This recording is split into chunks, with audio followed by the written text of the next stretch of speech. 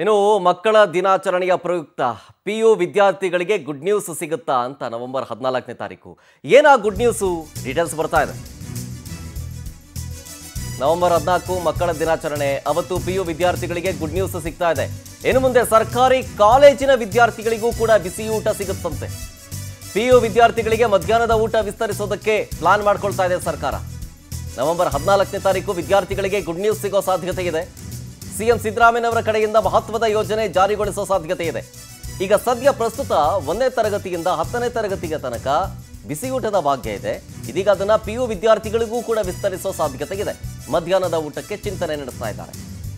ರಾಜ್ಯದಲ್ಲಿ ಸುಮಾರು 3 ಲಕ್ಷಕ್ಕೂ ಅಧಿಕ ಪಿಯು ವಿದ್ಯಾರ್ಥಿಗಳಿದ್ದಾರೆ. ಅದರಲ್ಲೂ ಗ್ರಾಮೀಣ ಭಾಗದಲ್ಲೇ ಹೆಚ್ಚು ಸರ್ಕಾರಿ ಕಾಲೇಜಿನಲ್ಲಿ ಮಕ್ಕಳು ವ್ಯಾಸಂಗವನ್ನು ಮಾಡ್ತಾ ಇದ್ದಾರೆ.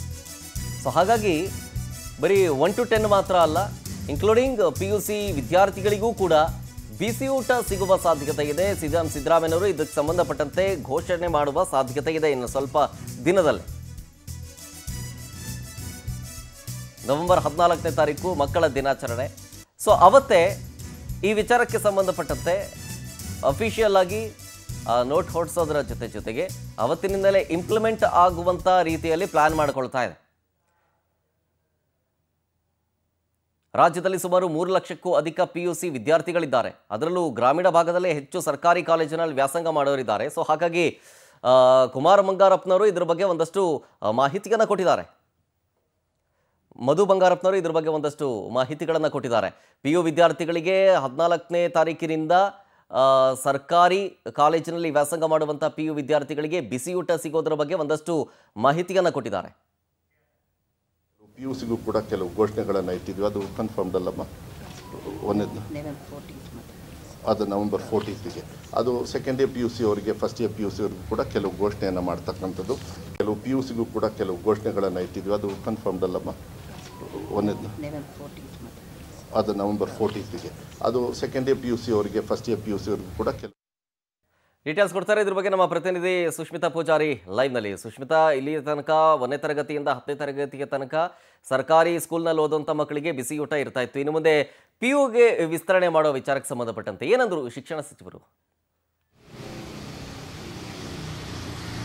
ಶರತ್, ರಾಜ್ಯಾದ್ಯಂತ ಇರುವಂತಹ ಸರ್ಕಾರಿ ಶಾಲೆಗಳಲ್ಲಿ 1ರಿಂದ 10ನೇ ಕ್ಲಾಸ್ ಮಕ್ಕಳಿಗೆ ಬಿಸಿಯೂಟ ಆಗಿರಬಹುದು, ಹಾಲಾಗಿರಬಹುದು, ಮೊಟ್ಟೆ, ಈ ರೀತಿಯಲ್ಲಿ ಪೌಷ್ಟಿಕ ಆಹಾರವನ್ನು ಶಿಕ್ಷಣ ಇಲಾಖೆ ನೀಡ್ತಾ ಬರ್ತಾ ಇದೆ. ಹಾಗೆ ಸಾಕಷ್ಟು ಜನ ಪೋಷಕರು ಕೂಡ ಹಾಗೆ ವಿದ್ಯಾರ್ಥಿಗಳು ಕೂಡ ಮನವಿಯನ್ನು ಮಾಡ್ತಾ ಇದ್ರು. ಈ ಒಂದು ವಿಸ್ತರಣೆ ಏನಿದೆ, ಬಿಸಿಯೂಟವನ್ನು ನೀಡ್ತಾ ಇರುವಂಥದ್ದು, ಇದನ್ನು ಈ ಒಂದು ಯೋಜನೆಯನ್ನು PU ಮಟ್ಟದಲ್ಲೂ ಕೂಡ ವಿಸ್ತರಣೆಯನ್ನು ಮಾಡಬೇಕು ಅಂತ ಹೇಳಿ ಸಾಕಷ್ಟು ಬಾರಿ ಮನವಿಯನ್ನು ಕೂಡ ಮಾಡ್ಕೊಳ್ತಾ ಬರ್ತಾ ಇದ್ರು. ಪ್ರಮುಖವಾಗಿ ಅಂದರೆ ಅನೇಕ ಗ್ರಾಮೀಣ ಭಾಗದಲ್ಲಿರುವಂತಹ ಮಕ್ಕಳಿಗೆ ಮಧ್ಯಾಹ್ನದ ಸಮಯದಲ್ಲಿ ಸರಿಯಾಗಿ ಊಟ ಸಿಗ್ತಾ ಇಲ್ಲ. ಯಾಕಂತ ಹೇಳಿದ್ರೆ ದೂರದಿಂದ ಟ್ರಾವೆಲ್ ಮಾಡಬೇಕಾಗತ್ತೆ. ಸೊ ಹೀಗಾಗಿ ಕೆಲವೊಮ್ಮೆ ಮನೆಗಳಲ್ಲಿ ಲಂಚ್ ಬಾಕ್ಸ್ಗಳನ್ನ ಕೊಟ್ಟು ಕಳಿಸೋದಿಲ್ಲ. ಹೀಗಾಗಿ ಮಕ್ಕಳು ಹಸಿವಿನಿಂದ ಇರಬೇಕಾಗತ್ತೆ. ಸೊ ಹೀಗಾಗಿ ನಮಗೂ ಕೂಡ ಈ ಒಂದು ಬಿಸಿ ಊಟ ಯೋಜನೆಯನ್ನು ವಿಸ್ತರಣೆ ಮಾಡಿ ಅಂತ ಹೇಳಿ ಸಾಕಷ್ಟು ಬಾರಿ ಮನವಿಯನ್ನು ಕೂಡ ಮಾಡ್ಕೊಂಡಿದ್ರು.